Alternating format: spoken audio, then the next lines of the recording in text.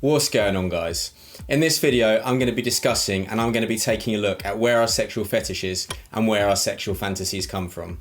Now, of course, I realise that they're slightly different things, but the reality is that you can turn a fantasy into a fetish and you can fetishize a fantasy. So you can see how the two of them interlink. They're two slightly different things, but our brain works and our brain processes them in the same way. When I was doing my research, there wasn't actually a lot of science talking about this, which actually surprised me massively. So what I found myself doing was reading a lot of stories, reading a lot of anecdotal accounts, and really just understanding what it's like for people that have a fetish and really trying to understand where they felt the fetish came from. There's four kind of similarities that I found, and it's these four similarities that I'll be breaking it down and discussing in this video. It's a super interesting topic, it's one I know you're going to enjoy, so let's hop into it with the first reason and the first cause of sexual fetishes and sexual fantasies. So up first, we're going to be talking about fear. And I imagine that this isn't where you thought I'd be starting. I imagine that you thought I'd probably be starting somewhere a lot more glamorous. Well, let's really confuse you. What if I told you that there were some people that had managed to turn COVID-19 and the pandemic into a sexual fetish and a sexual fantasy? You'd think I was crazy, right? Well, let me rewind and let me explain how fear can actually cause that to be the case. When we're in a state of anxiety, physically, we're also in a heightened sense of awareness.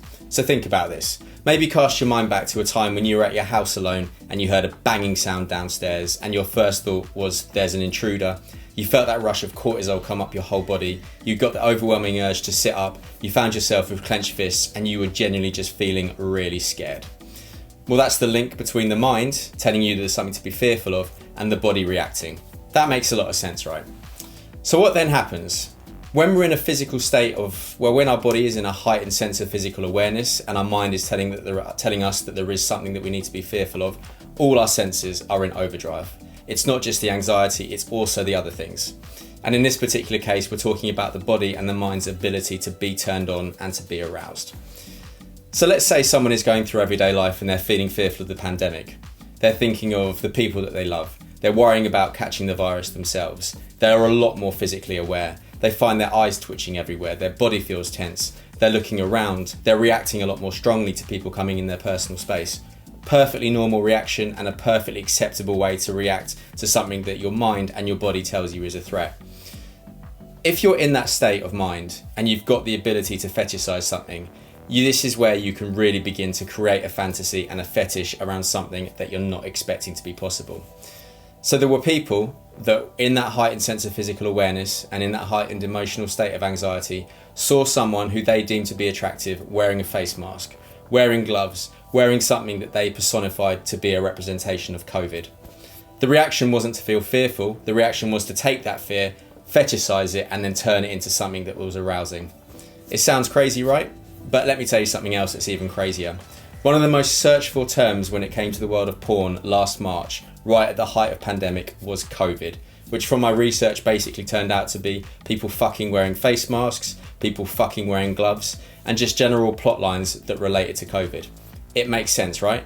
People, heightened sense of physical awareness, people, heightened state of mental awareness, seeing someone that's attractive, personifying that, bang, it's turned into a fetish. It sounds crazy, but it was very common and a lot more common than you realise. Number two is actually the opposite end of the spectrum and is actually comfort. So cast your mind back to when you were maybe 11 or 12 years old, an age where you didn't really know what it was like to be aroused and an age where you were really just getting to know your body.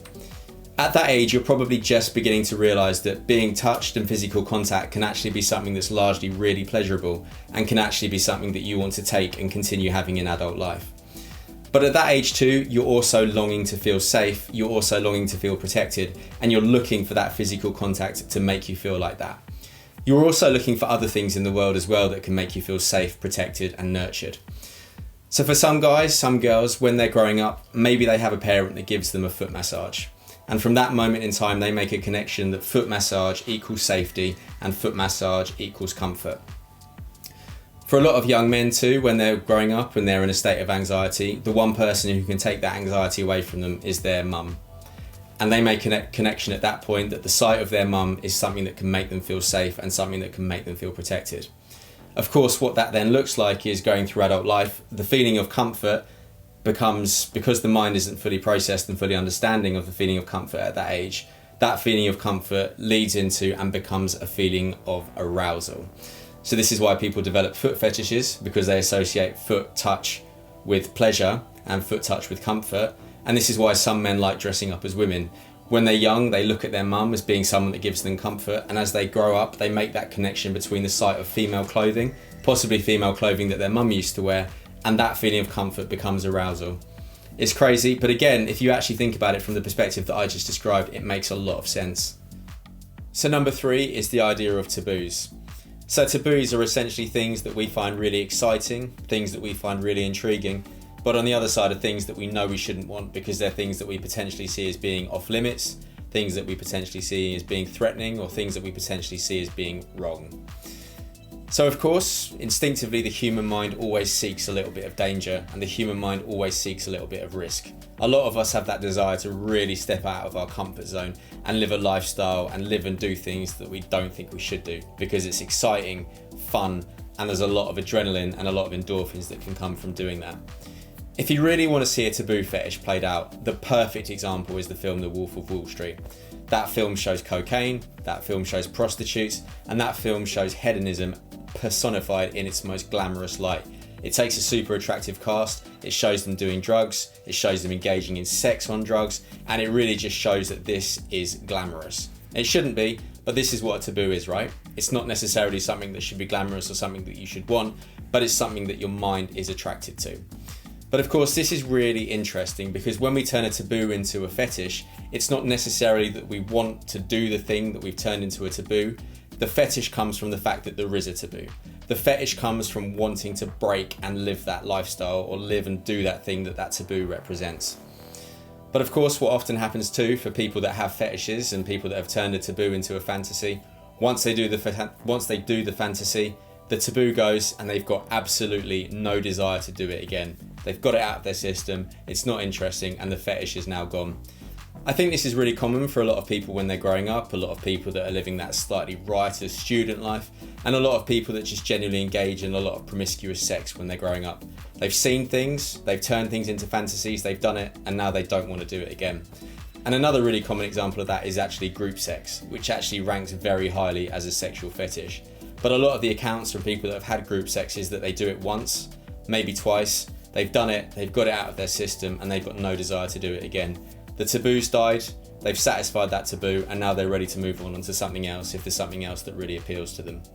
And the last one is actually the simplest and the easiest one to understand.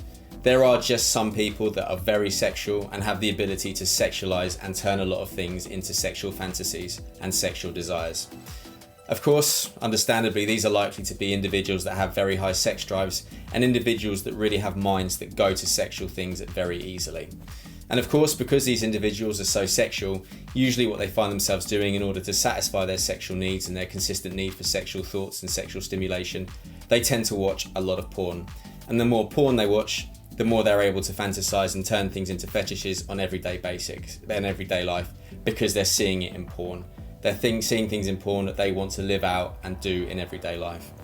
Unfortunately, this is one that really tends to come with a lot of people when they grow up, just because sexual hormones and sexual desire tends to be at its peak. But what that does mean, and the comfort to take from that, is usually when these individuals get older and the sex hormone levels begin to drop, usually that ability to fantasize and that ability to fetishize tends to drop with it as well.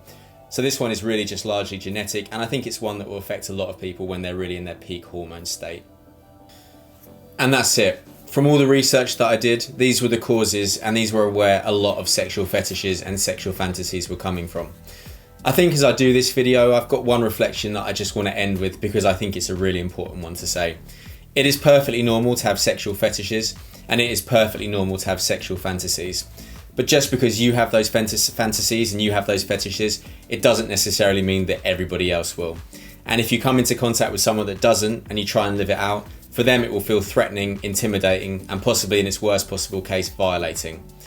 And I think the other side of that though is, if you can find someone that has similar fetishes or someone that has similar fantasies, or you can find someone who's turned on by your fetishes and your fantasies, that's a great position to be in. I think we as a society really need to get better at acknowledging that sexual compatibility is an important thing. And I think we really need to acknowledge that great sex can actually massively underpin and can be a bedrock for a lot of very healthy relationships. And exploring sexual fetishes and exploring sexual fantasies can absolutely be a part of that. But that's it. If you like this video, please can I ask you to click like and subscribe down below. If you really liked it, I am now offering one-on-one coaching at the website also down below. But as always, guys, nothing but love. Take care, and I'll see you all in the next one.